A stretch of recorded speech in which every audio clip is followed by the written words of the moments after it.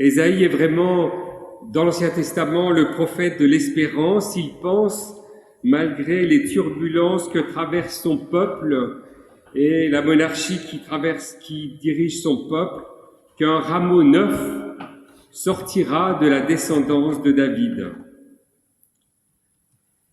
Un rameau sort du vieux tronc de Jessé, une nouvelle pousse sort de ses racines. L'Esprit du Seigneur est sans cesse avec lui. L'Esprit qui donne la sagesse et le discernement, l'aptitude à décider et la vaillance. L'Esprit qui fait connaître le Seigneur et enseigne à l'honorer. Il lui inspirera d'honorer le Seigneur. Il ne jugera pas selon les apparences. Il ne décidera rien d'après des racontars. Mais il rendra justice aux défavorisés. Il sera juste pour les pauvres du pays. Sa parole, comme un bâton, frappera le pays. Sa sentence fera mourir le méchant. La justice et la fidélité seront pour lui comme deux ceintures qu'on porte toujours autour des reins. Alors, le loup séjournera avec l'agneau, la panthère se couchera près du chevreau, le veau et le lionceau se nourriront ensemble, et un petit garçon les conduira. La vache et l'ours se lieront d'amitié, leurs petits seront couchés côte à côte, le lion comme le bœuf mangera du fourrage. Le nourrisson jouera sur le nid du serpent, et le petit garçon pourra mettre la main dans la cachette de la vipère. On ne commettra ni mal ni destruction sur toute la montagne qui appartient au Seigneur, car la connaissance du Seigneur remplira la terre, tout comme les eaux recouvrent le fond des mers. Ce jour-là, le descendant de Jessé sera comme un signal dressé pour les peuples du monde. Ils viendront le consulter, et du lieu où il s'établira rayonnera la gloire de Dieu. En ces jours-là paraît Jean le Baptiste, proclamant dans le désert de Judée « Convertissez-vous, le règne des cieux s'est approché ». C'est lui dont avait parlé le prophète Ésaïe, quand il disait « Une voix crie dans le désert, préparez le chemin du Seigneur, rendez droits ses sentiers ». Jean avait un vêtement de poil de chameau et une ceinture de cuir autour des reins. Il se nourrissait de sauterelles et de miel sauvage. Alors, Jérusalem, toute la Judée et toute la région du Jourdain se rendaient auprès de lui. Ils se faisaient baptiser par lui dans le Jourdain en confessant leurs péchés. Comme il voyait beaucoup de pharisiens et de sadducéens venir à son baptême, il leur dit « Engeance de vipères, qui vous a montré le moyen d'échapper à la colère qui vient ? Produisez donc du fruit qui témoigne de votre conversion, et ne vous avisez pas de dire en vous-même « Nous avons pour père Abraham », car je vous le dis, des pierres que voici, Dieu peut susciter des enfants à Abraham. Déjà la hache est prête à attaquer la racine des arbres. Tout arbre donc qui ne produit pas de bons fruits va être coupé et jeté au feu. Moi, je vous baptise dans l'eau en vue de la conversion. Mais celui qui vient après moi est plus fort que moi. Je ne suis pas digne de lui ôter ses sandales. Lui, il vous baptisera dans l'Esprit Saint et le feu. Il a sa pelle à vanner à la main. Il va nettoyer son aire et recueillir son blé dans le grenier. Mais la balle, il la brûlera au feu qui ne s'éteint pas. Pour ce deuxième dimanche de l'Avent, nous voici à l'écoute de deux paroles prophétiques. Ésaïe tout d'abord et Jean-Baptiste ensuite. Tous les deux annoncent dans une période troublée par de graves difficultés la venue du jour de Dieu au cœur des détresses de l'humanité. Ésaïe parle 7 siècles avant la naissance de Jésus. Jean-Baptiste, si l'on en croit la chronologie du Nouveau Testament, intervient au début du ministère de Jésus. Et 7 siècles séparent nos 2 prophètes, mais une même espérance les habite. Et quelle est cette espérance? L'espérance de voir venir la chaleur de Dieu habiter, réchauffer, transformer le monde. Mais que se passe-t-il exactement au temps du prophète Ésaïe? Nous sommes 7 siècles avant Jésus-Christ à Jérusalem. C'est une période troublée par des tensions internationales graves et qui verra la chute de Jérusalem assiégée par les Assyriens. De plus, le pays de Juda, dont la capitale est Jérusalem, connaît des temps difficiles. Invasion de l'ennemi, baisse de la pratique religieuse et justice sociale battue en brèche. Beaucoup de contemporains du prophète Ésaïe sont découragés et même paniqués par cet horizon qu'ils voient sans avenir. Mais comme tout prophète, Ésaïe ne manque pas de bousculer son peuple en l'invitant à une profonde remise en cause. Et comme le désespoir du peuple est très grand, il appelle surtout à croire, c'est-à-dire à garder confiance dans les promesses de Dieu et dans les règles de vie qu'il a données à son peuple. Ésaïe proclame surtout que la foi doit toujours se traduire par des actes et que Dieu n'abandonnera jamais son peuple. En effet, selon Ésaïe, il y a un avenir pour tous ceux qui refusent de se résigner, il y a un avenir pour tous ceux qui espèrent. Et à la base de son message d'espérance, il y a un événement très simple, la naissance d'un enfant dans la famille royale, 7 siècles avant Jésus-Christ. À cette époque, la famille royale installée à Jérusalem est usée.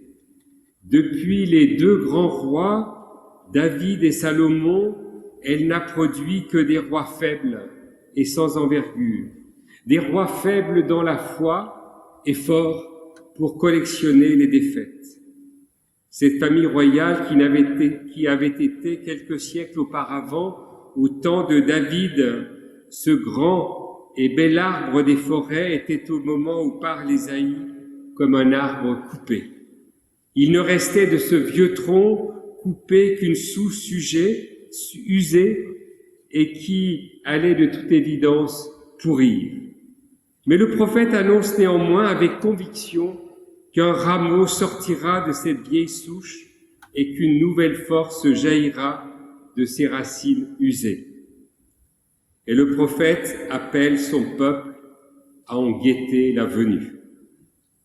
Car c'est dans ce fils de roi attendu qu'Ésaïe discerne que Dieu continuera à s'occuper de son peuple. Cet enfant sera le roi juste que l'on attendait.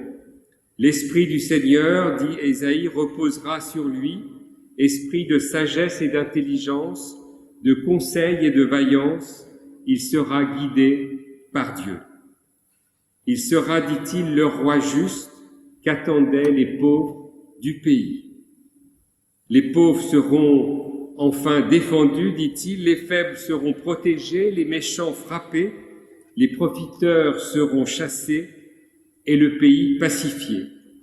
C'est tout cela que le prophète annonce, que le prophète espère.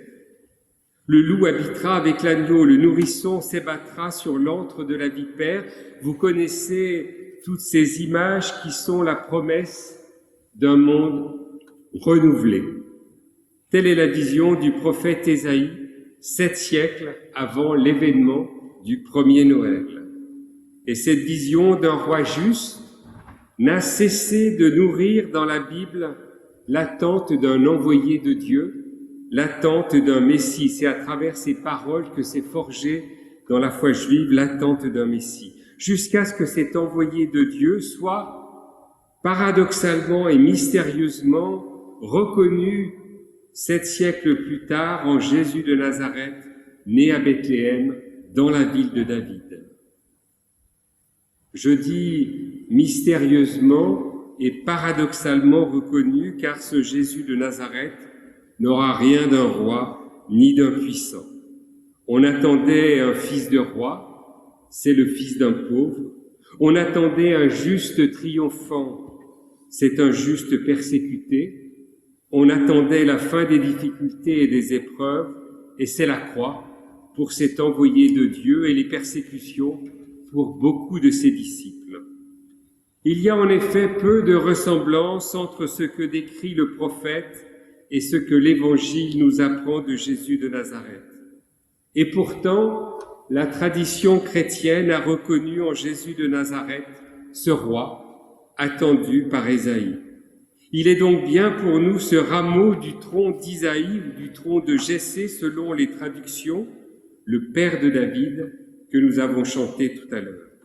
Et ce paradoxe est encore au centre de notre foi, quand nous affirmons dans le sillage de Jésus-Christ qu'il n'y a de vraie puissance que dans la faiblesse de l'amour, qu'il n'y a de triomphe de la justice que dans le don de soi, qu'il n'y a d'établissement de la paix que par le sacrifice des pacifiques, par le combat des non-violents et par la conversion des ennemis. Un autre prophète, plus contemporain cette fois-ci, Nelson Mandela, en a fait l'expérience tout au long de sa vie. À l'autre bout de la chaîne, 7 siècles après, le prophète Ésaïe, la voix d'un autre prophète, se fait entendre dans le désert et c'est Jean-Baptiste. Au cœur de son message retentit son appel à la repentance et à la conversion. Et c'est surtout un appel à la mobilisation. Préparez les chemins du Seigneur, faites-lui des sentiers bien droits. Beau programme pour les chrétiens de tous les siècles que de préparer les chemins du Seigneur. Et c'est dans le désert que Jean-Baptiste le proclame, se préparer les chemins du désert. Certainement parce que Dieu aime les déserts qui sont, c'est vrai, plus grisants que les églises toujours un peu compassées. Et le désert est presque toujours dans la Bible le lieu de la rencontre avec Dieu. Oui, Dieu aime le désert aussi parce que c'est un monde débarrassé de toute frontière, un monde sans limite et sans clôture, un monde ouvert comme une page blanche, comme la page blanche qui s'ouvre pour chacune de nos vies. Et tout au long de notre vie, nous avons besoin de réentendre ces mots et ce slogan de Jean-Baptiste, « Préparez les chemins du Seigneur », c'est-à-dire emboîter vos pas dans ceux de Jésus-Christ pour découvrir ou redécouvrir qu'il n'y a de vraie puissance que dans la faiblesse de l'amour, qu'il n'y a de triomphe de la justice que dans le don de soi, qu'il n'y a d'établissement de la paix que par le sacrifice des pacifiques, le combat des non-violents et la conversion des cœurs. Oui, la voix de Jean-Baptiste qui crie dans le désert peut encore faire sens pour nous ce matin.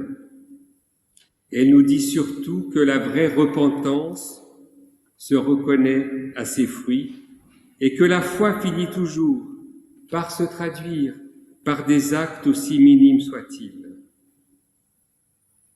Nous approchons de Noël, période de l'année idéalisée par bien des fantasmes, mais tant difficile à vivre quelquefois quand la paix ne règne pas toujours dans les cœurs ou dans les foyers.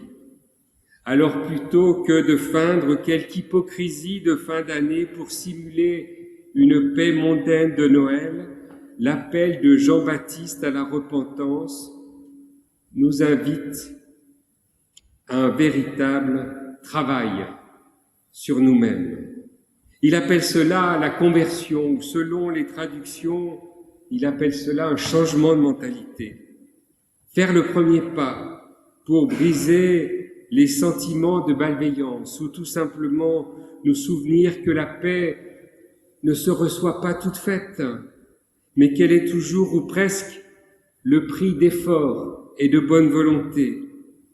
Cette année encore, la paix de Noël ne tombera ni du ciel, ni ne se trouvera au pied de votre sapin, mais elle passera par nos nécessaires conversions et par notre ouverture au pardon.